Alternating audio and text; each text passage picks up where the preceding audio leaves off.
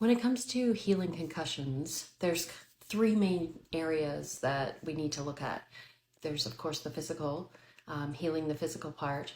There's the biochemical, so the body chemistry and the healing.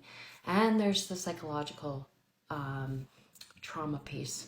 And we get so focused on the first one, which is physical and the physical symptoms and what happened in the body. There was damage to the cells, there can be damage to the optic nerves, there can be structural issues. And so focusing on that, and that's usually what most therapists focus on, and that's often what most people need, is just to repair the structure, and that includes time for healing and helping reprogram if there's any issues with optical or nerve issues. So great for therapists, your physical therapist, to work on that, and that might be all the support you need.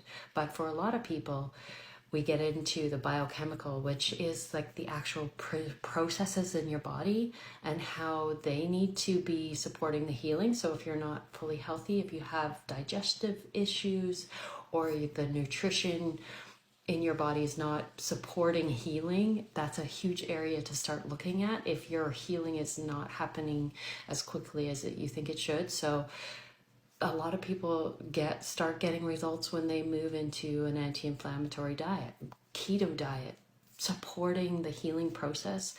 And if you have digestive issues, if you have,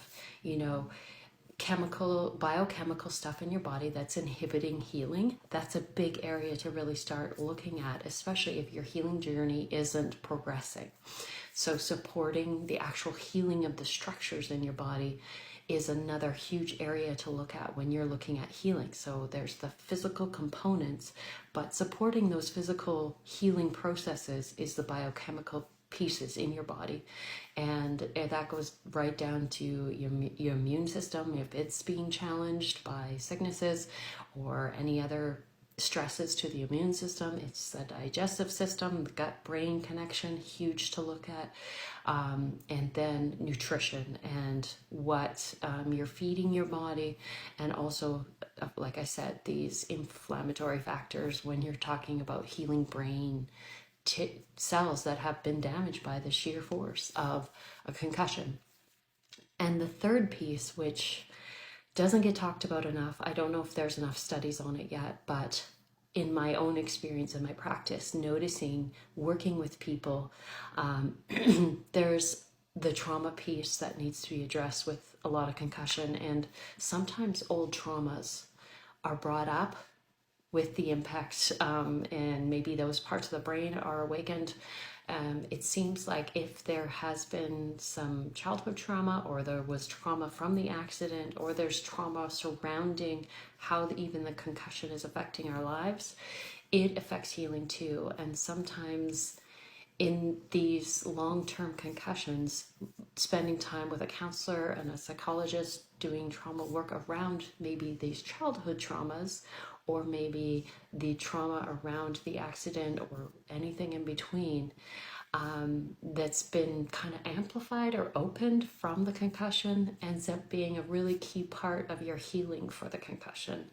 And so, yes, we need to heal the physical. We need to, and if there's limits there, if we're kind of finding our upper barrier and for whatever reason not healing fully from your concussion, with doing the physical therapy basically, and the healing time of just baseline healing cells, then the biochemical, like let's look at diet, let's make changes there, let's support the body to do this healing.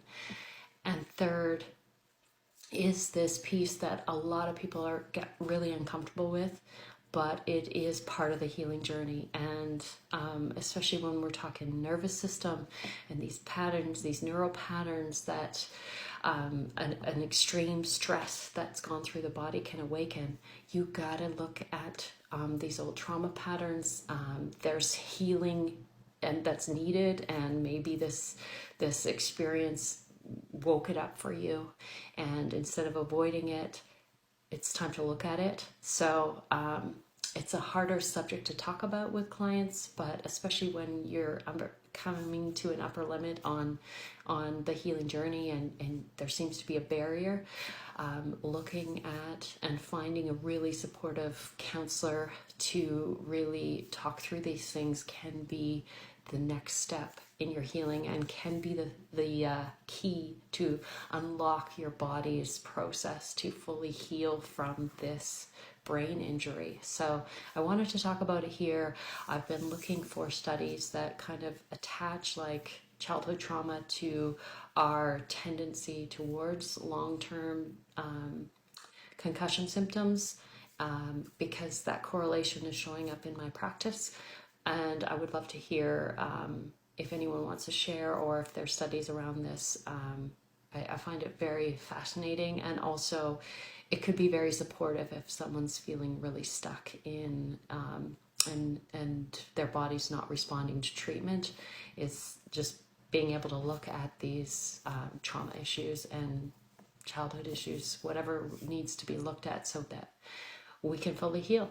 So those are the things that the conversations I have with my clients here too about healing, and it's something to consider as you go through your healing journey with concussion as well.